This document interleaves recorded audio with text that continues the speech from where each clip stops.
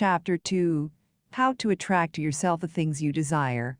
The power within you which enables you to form that picture is the starting point of all there is. In its original state, it is the undifferentiated formless substance of life. Your that picture makes the model, so to say, into which this formless substance takes shape. Visualizing, or mentally seeing things and conditions as you wish them to be, is the condensing, the specializing power in you, which might be illustrated by comparison with the lens of a magic lantern, which is one of the best symbols of the imaging faculty.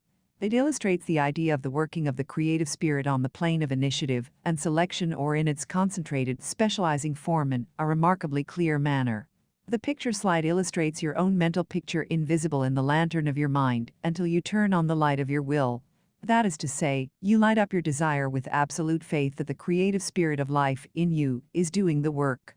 By the steady flow of the light of the will on the spirit, your desired picture is projected upon the screen of the physical world, an exact reproduction of the pictured slide in your mind.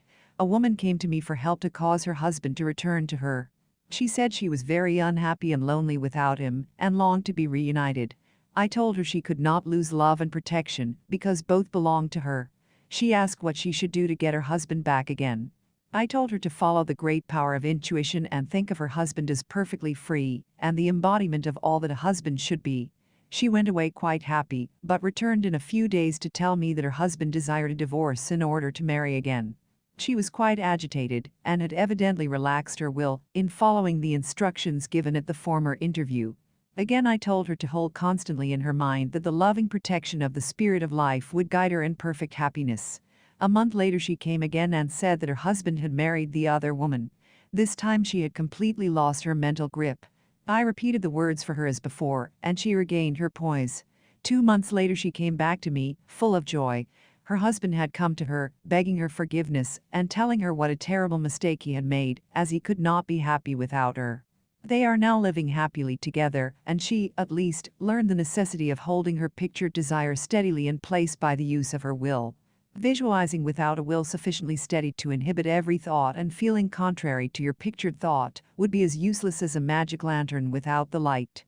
On the other hand, if your will is sufficiently developed to bold your picture and thought and feeling, without any ifs, simply realizing that your thought is the great attracting power, then your mental picture is as certain to be projected upon your physical world as a picture slide put into a magic lantern shows on the screen.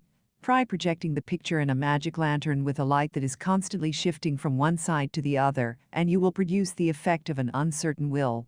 It is as necessary that you should always have back of your picture a strong, steady will, as it is to have a strong, steady light back of a picture slide. The joyous assurance with which you make your picture is the very powerful magnet of faith, and nothing can obliterate it. You are happier than you ever were, because you have learned to know where your source of supply is, and you rely upon its never-failing response to the direction you give it. All said and done, happiness is the one thing which every human being wants, and the study of visualization enables you to get more out of life than you ever enjoyed before. Increasing possibilities keep opening out more and more before you. A businessman once told me that since practicing visualization and forming the habit of devoting a few minutes each day to thinking about his work as he desired it to be, in a large, broad way, his orders had more than doubled in 6 months. His method was to go into a room every morning before breakfast and take a mental inventory of his business as he had left it the evening before, and then enlarge upon it. He said he expanded and expanded in this way until his affairs were in a remarkably successful condition. He would see himself in his office doing everything he wanted done. His occupation required him to meet many strangers every day. In his mental picture he saw himself meeting these people, understanding their needs, and supplying them in just the way they wished. This habit, he said, had strengthened and steadied his will in an almost inconceivable manner. Furthermore, by thus mentally seeing things as he wished them to be, he had acquired the confident feeling that a certain creative power was exercising itself, from and through him, for the purpose of improving his little world. When you first begin to visualize seriously, you may feel, as many others do, that someone else may be forming the same picture you are, and that, naturally, would not suit your purpose. Do not give yourself any concern about this. Simply try to realize that your picture is an orderly exercise of the universal creative power specifically applied. Then you may be sure that no one can work in opposition to you. The universal law of harmony prevents that. Endeavor to bear in mind that your mental picture is universal mind specifically exercising its inherent powers of initiative and selection.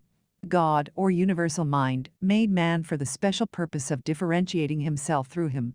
Everything there is came into existence in the same way, by the self-same law of self-differentiation, and for the same purpose. First came the idea, the mental picture, or the prototype of the thing, which is the thing itself in its incipiency.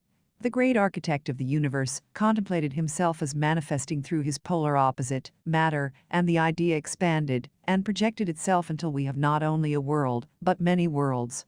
Many people ask, but why should we have a physical world at all?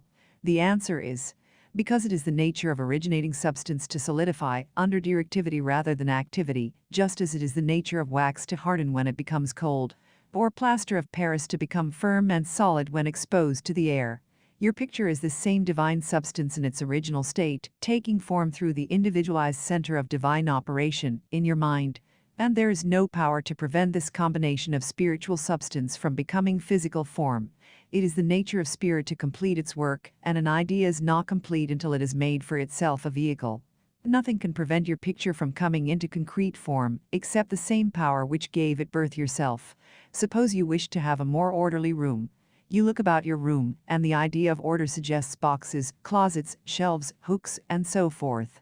The box, the closet, and the hooks are all concrete ideas of order, because they are the vehicles through which order and harmony suggest themselves. End of chapter 2.